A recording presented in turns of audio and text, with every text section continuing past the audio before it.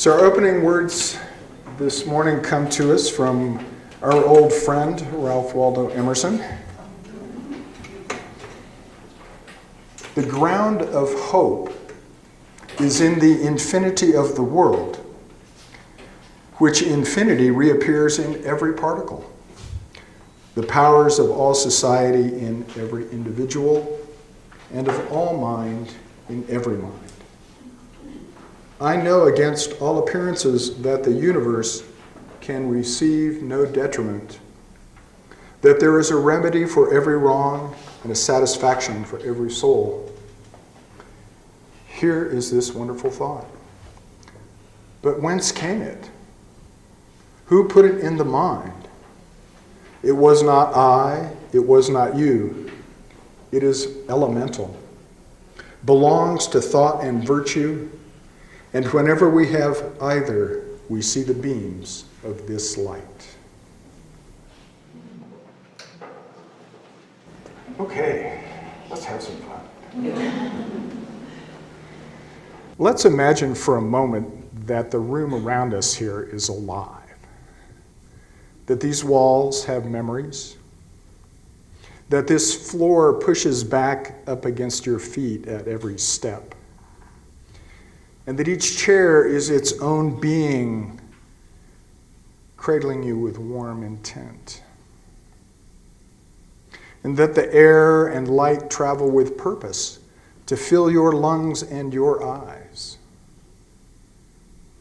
and that all of these elements are active participants in the reality of this room, along with the ostensibly more conscious and important participants, which is to say, us.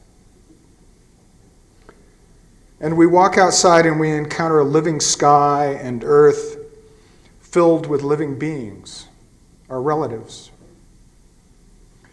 who are deep in conversations that we can hear if we pay attention. The slow voice of the mountains, the dancing feet of the clouds sounding on the air, the singing of the green leaves as they follow the sun.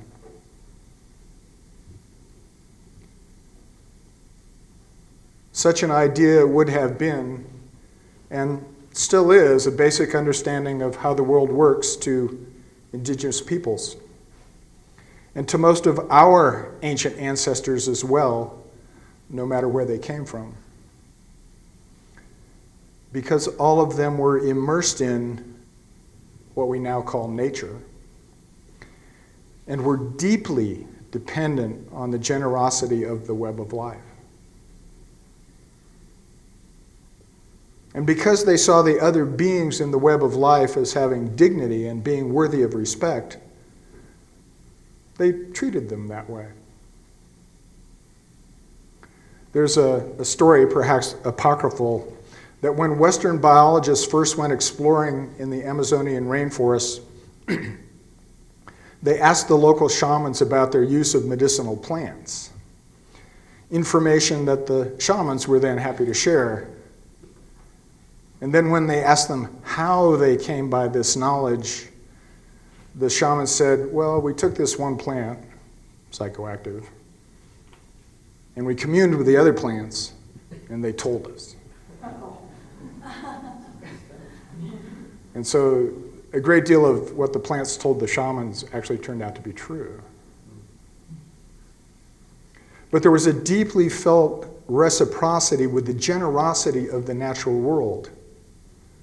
Never take too much, so that the world could regenerate and the people and all the beings could thrive. Because other beings, those other plants and animals, were seen as being equally entitled to that generosity. And although we're told not to anthropomorphize these beings, I say, go ahead. These relationships are personal. These are our cousins, after all. A few years ago, biologists began taking a look at what really goes on in forests And what looked like a whole bunch of individual trees competing for light and resources are actually complex communities that trade information and nutrients underground. Trees of the same species growing close together will fuse their roots and exchange materials. Seedlings of different species share nutrients via the symbiotic fungi that grow alongside and between the tree roots. And together, the trees and the fungi and the other organisms co-create a stable, healthy forest that none of them could do on their own. And we're also learning that our bodies and our health depend on billions of bacteria that line our skin and our guts and cover our skin. And that without them, we would not be alive. We're more like a colony organism. And we co-create our existence with these beings. And so as we begin to understand all this, I think we have to ask, how does this inform our spiritual experiences and our understanding of religion? For a long time, a couple of different ideas have informed the way we understand these things. And the first of these is called the perennial philosophy, which underpinned a great deal of religious thinking in the 18th and 19th centuries and heavily influenced the Unitarians and, guess who, the Transcendentalists. It's a philosophy whose influence we still feel deeply today. Now, perennialism envisions a single pre-existing spiritual ultimate which can be directly known through our individual spiritual experience. Right? Following me? And so this knowing provides us with direct access to things as they really are. The ultimate nature of reality and our innermost identity. And central to this view is the idea that once we lift the manifold veils of cultural distortions and doctrinal beliefs and our ego projections, our sense of separate existence, and so forth, the doors of perception are unlocked and the true nature of self and reality is revealed to us in liberating insight. And so in the classic perennialist view, every spiritual tradition leads to this identical single ultimate. They're like different paths to the top of the same mountain. I think we're all familiar with that metaphor. And we're all getting to the same place, we're just doing it in different ways, so that a certain amount of universalist sentiment and camaraderie is possible with other people and traditions. Another possibility that arises from this view is that each religion is only seeing one aspect of the ultimate, and so has an authentic but limited perception of divine reality, only seeing one little piece of it, our own little piece of the truth. And ultimately, this requires sort of this syncretic fusion to a complete understanding of this ultimate, as well as figuring out the path to salvation or spiritual enlightenment. So far, so good? So this kind of leads us to that old folktale about the blind man and the elephant, right? Each of whom thought the elephant was like different things. It was like a snake and a tree and a rope and a wall. And none of them agree, so they start fighting. And the second idea is that our spiritual experiences, these spiritual phenomena, are individual inner experiences. Basically, that it's all in our heads, right?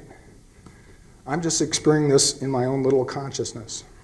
And they're experienced by each of us alone, and they don't really have any external validity. So what if all of this is wrong?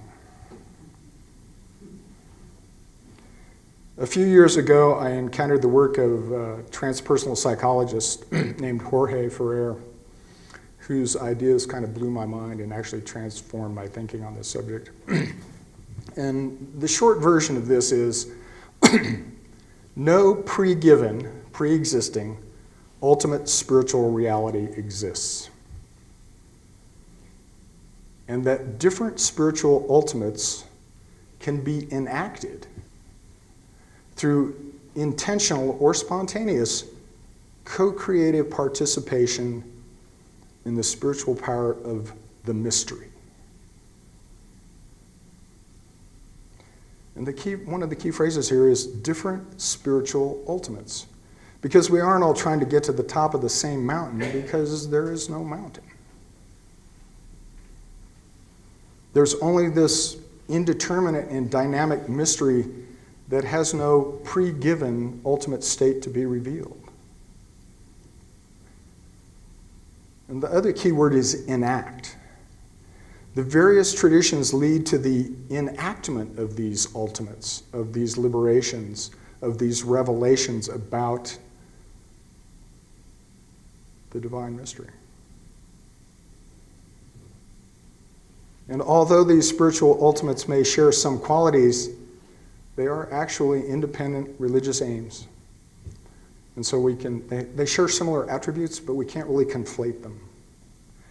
What they generally share, though, is the intention of leading the participant away from self-centeredness to larger and larger circles of awareness and concern. A liberation from limiting perspectives and understandings. Ferrer uses the metaphor of an ocean, what he calls the ocean of emancipation. And the ocean of emancipation has many shores, if you will. And the enacting of different spiritual insights and ultimates requires specific mystical teachings, trainings, and practices. So we might say that particular rafts are needed to arrive at particular spiritual shores. If you want to reach the shore of nirvana, you need the raft of the Buddhist Dharma. The Catholic raft, or perhaps the Catholic ocean liner, takes you to the Catholic shore. If you want to realize the knowledge of Brahman, you follow the path of Vedic study and meditation, and not the practices of Tantric Buddhism, devotional Sufism, or psychedelic shamanism. And these enactments are not just in our heads.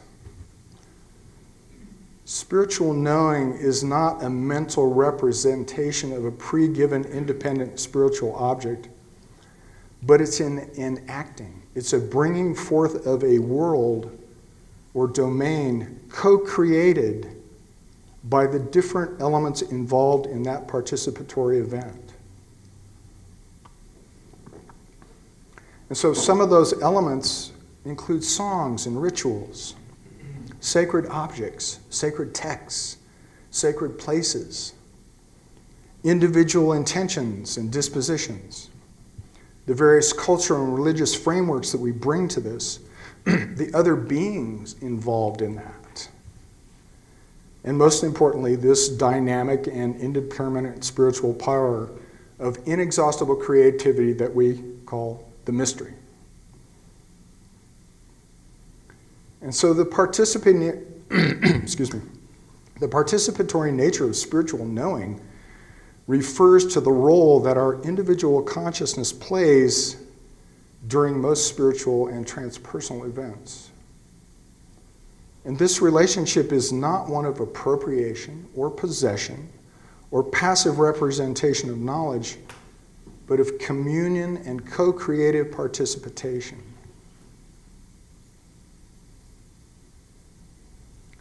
Enacting, bringing into being together,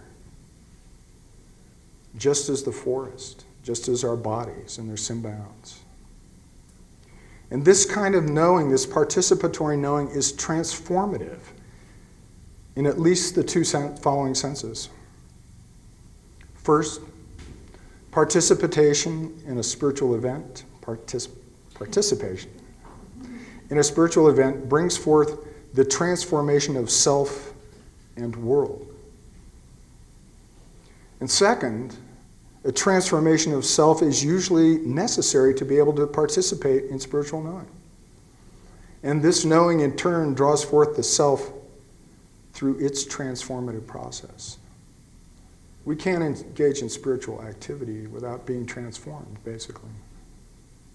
And for those of us who see our daily lives and our experiences as some expression of the spiritual, there's little division between ordinary experience and spiritual experience. And from that perspective, all experiences are spiritual experiences and involve all the senses and the mind and the body and everyone and everything involved in the experience.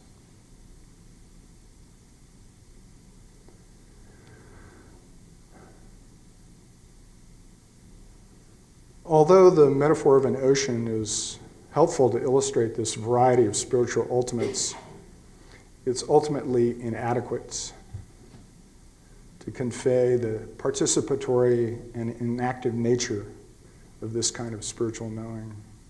Because with all geographical metaphors, you can easily get the mistaken expression that these shores are pre-given, that they're somehow waiting out there to be reached or discovered, that the Catholic shore was out there before there were Catholics, that the Buddhist shore was out there before there were Buddhists. That catapults us back into this perspectival perennialism, right back to the story of the blind man and the elephant. These spiritual ultimates are brought into being through enactment in a participatory relationship with the world. And they did not exist before, and they will cease to be when they are no longer enacted.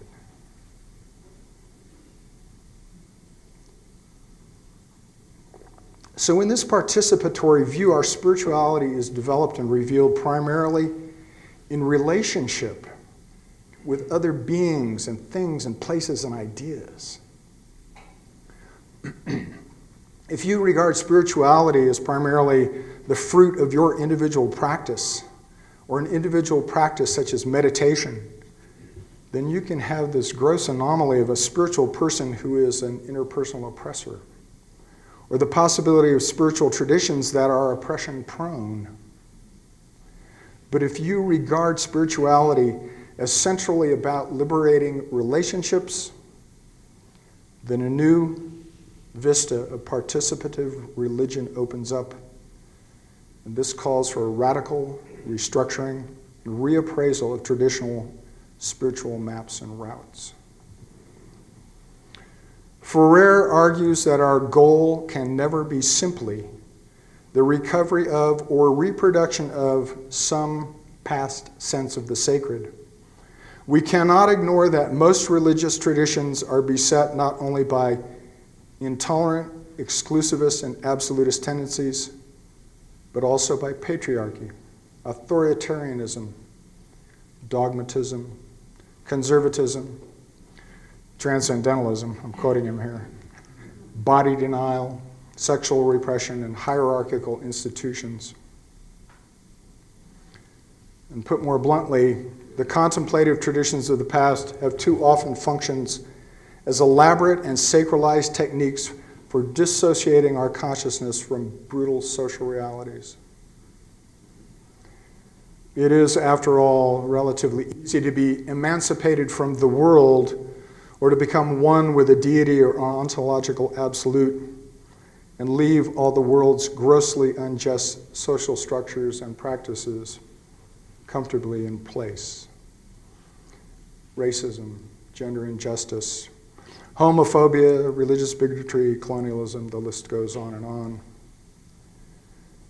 A perennialist ultimate reality that locates all real truth in the one is now superseded by a world in which the real reveals itself not in the Savior or the sacred text or in an ultimate reality, but in radical relation and the sacred present. Our religious life cannot be about returning to some golden age of scripture or metaphysical absolute. It is about co-creating new revelations in the present in critical interaction with the past. And such a practice is dynamic, uncertain, and yet carries hope for a Tikkun-like theurgical healing of the world. The metaphor of an ocean of emancipation is also problematic because if traditional spiritual paths first define that which they liberate from, then those enacted spiritual ultimates may actually be less liberating than we think. From modern perspectives, what most of the religious traditions have meant by emancipation or salvation is not at all what we would like to imply by those terms today. So a more useful term than emancipation or liberation, which are always an emancipation or liberation from something, might be that of transformation. Transformation into. If our spiritual realities are co-creative enactments, what matters is not who has the truth or what set of systems or beliefs come closest to it, but how cooperatively and creatively we act together in enacting a just and sustainable world. There's an ocean of transformation that awaits us, and we can't do it alone. We can't navigate it alone. The participatory vision also reframes our relationship with the divine from that of children or subordinates to a father, mother, higher power, to individuated adult beings in relationship with the mystery. And since the mystery is indeterminate, no individual or group or system of belief may claim authority over others in the name of the mystery. The top-down authoritarian model of divinity is replaced by a more equal partnership with the divine and a co-equal redistribution of creative power.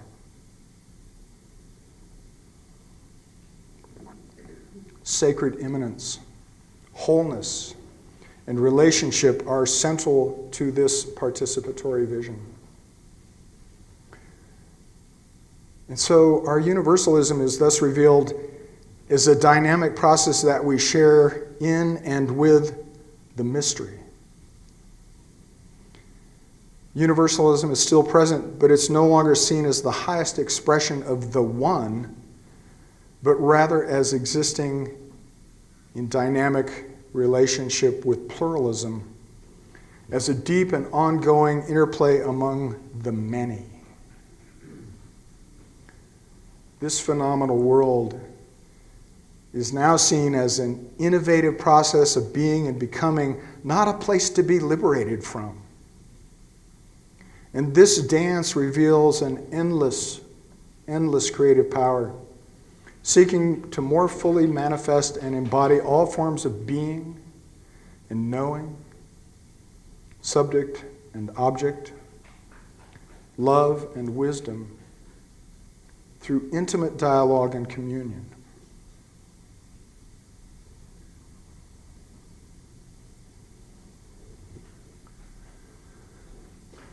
In the Mountains and Rivers Sutra, Zen Master Dogen wrote, "The appearance of the mountains is completely different when we are in the world, gazing at the distant mountains, and when we are in the mountains, meeting the mountains."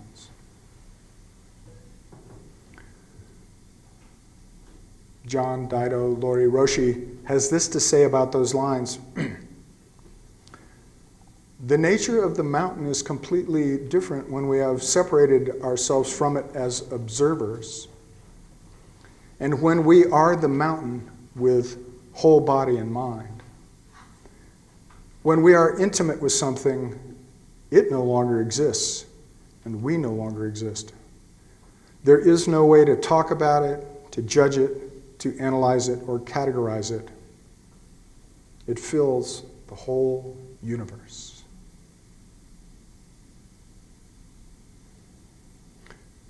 In closing, I'll leave you these words. Intimacy, communion, co-creation, and transformation. May it be so. Thank you.